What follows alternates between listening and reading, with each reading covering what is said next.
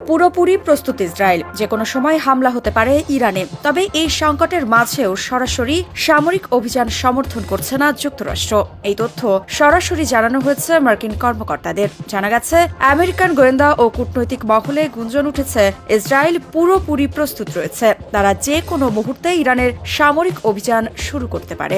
এমন সময়ে যখন যুক্তরাষ্ট্র এখনও কূটনৈতিক সমাধানের আশায় ইরানের সঙ্গে পরমাণু আলোচনার ষষ্ঠ রাউন্ডে যাওয়ার প্রস্তুতি নিচ্ছে, কিন্তু অন্যদিকে ইসরায়েল সেরে ফেলছে যুদ্ধের ফাঁদ। তবে এবার যুদ্ধের ছায়া আর গোপন থাকছে না। প্রশ্ন আসে, এই অবস্থায় ইসরায়েল কি আসলেই হামলা চালাবে? যুক্তরাষ্ট্রই বা কিভাবে সামাল দেবে এই সংকট? আর এই উত্তেজনার প্রভাব কতদূর পৌঁছাবে বিশ্বজুড়ে? সিবিএস এর তথ্যমতে একাধিক মার্কিন সূত্র থেকে নিশ্চিত হওয়া গেছে যে ইসরায়েলের সকল সামরিক প্রস্তুতি সম্পন্ন হয়েছে, কেবল সিদ্ধান্ত নেওয়ার অপেক্ষা। আর এই খবর পৌঁছে গেছে যুক্তরাষ্ট্র প্রশাসনের টেবিলে। প্রশ্ন হচ্ছে, কেন এই মুহূর্তে ইসরায়েল এই ধরনের পদক্ষেপ নিচ্ছে? এর মূল কারণ ইরানের পরমাণু কর্মসূচি। ইসরায়েলের আশঙ্কা, ইরান হয়তো খুব শীঘ্রই পারমাণবিক বোমা তৈরির পর্যায়ে পৌঁছে যাবে। তবে এর পেছনে রয়েছে দীর্ঘদিনের দ্বন্দ্ব। ইসরায়েল বরাবরই দাবি করে এসেছে ইরানের পরমাণু কর্মসূচি কেবলমাত্র বেসামরিক নয়, বরং সেখানে সামরিক উচ্চাভিলাষ রয়েছে। ফলে ইরানকে আক্রমণের জন্য বরাবরই ইসরায়েলের হুঁশিয়ারি ছিল।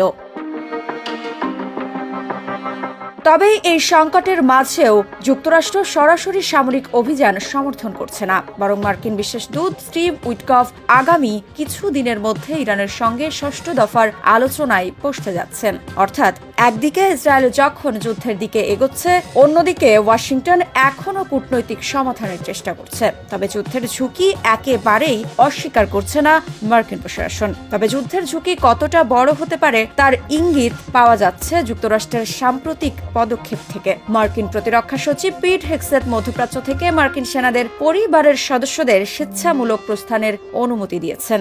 এমনকি মার্কিন পররাষ্ট্র দপ্তরও ইরাক থেকে অপ্রয়োজনীয় কূটনৈতিক স্টাফদের সরিয়ে নিতে নির্দেশ দিয়েছে। কারণ আশঙ্কা করা হচ্ছে, ইসরায়েল যদি ইরান আক্রমণ করে তাহলে ইরান পাল্টা হামলা চালাতে পারে মার্কিন ঘাঁটি ও স্থাপনায়।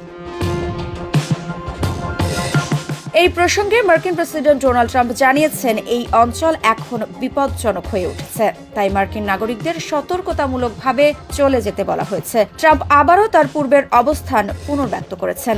আমেরিকা কোনো অবস্থাতেই ইরানকে পারমাণবিক অস্ত্র অর্জনের সুযোগ দেবে না। তার ভাষায়, we are not going to allow that. ইতিমধ্যে এক্সপ্রেস জানিয়েছে, ডোনাল্ড ট্রাম্প সম্প্রতি ফোনে ইসরায়েলি প্রধানমন্ত্রী বেনিয়ামিন নেতানিয়াহুকে বলেছেন যেন ইসরায়েল এমন কোনো পদক্ষেপ না নেয় যা চলমান আলোচনাকে ব্যাহত করতে পারে। অর্থাৎ ওয়াশিংটন যুদ্ধ চায় না, কিন্তু ইসরায়েল যুদ্ধের জন্য প্রস্তুত রয়েছে। এই দ্বন্দ্বই এখন গোটা মধ্যপ্রাচ্যকে এক অনিশ্চিত পথের দিকে নিয়ে যাচ্ছে। সব মশার বিরুদ্ধে সুরক্ষা দিতে এলো বসুন্ধরা এক্সট্রিম অ্যারোসল, মশার বিরুদ্ধে এক্সট্রিম সুরক্ষা। এদিকে বিশ্লেষকরা বলছেন, যদি যুদ্ধ শুরু হয় তবে ধারণা করা হচ্ছে ইসরায়েল প্রথমেই ইরানের পারমাণবিক স্থাপনাগুলোতে বিমান ও মিসাইল হামলা চালাবে। পাল্টা জবাবে ইরান মধ্যপ্রাচ্যে ছড়িয়ে থাকা মার্কিন ঘাঁটিতে ক্ষেপণাস্ত্র নিক্ষেপ করতে পারে। ইরান সমর্থিত হিজবুল্লাহ, হুতি এবং সিরিয়ার প্রক্সি গ্রুপগুলো সক্রিয় হতে পারে। সম্পূর্ণ অঞ্চল জুড়ে এক ভয়াবহ যুদ্ধ পরিস্থিতি সৃষ্টি হতে পারে। এই যুদ্ধ শুধু মধ্যপ্রাচ্যের মধ্যেই সীমাবদ্ধ থাকবে না, তেলের দাম বাড়বে, বিশ্ব অর্থনীতিতে ধাক্কা লাগবে। সুতরাং এখন বিশ্ব নেতাদের সামনে এক কঠিন চ্যালেঞ্জ, কূটনৈতিক সমঝোতায় এই সংকটের সমাধান নাকি আরেকটি রক্তক্ষয়ী যুদ্ধ। আর সেই উত্তরের অপেক্ষায় আছে গোটা বিশ্ব। মৃত্তিকা সিনহা বিশ্বাস, নিউজ 24।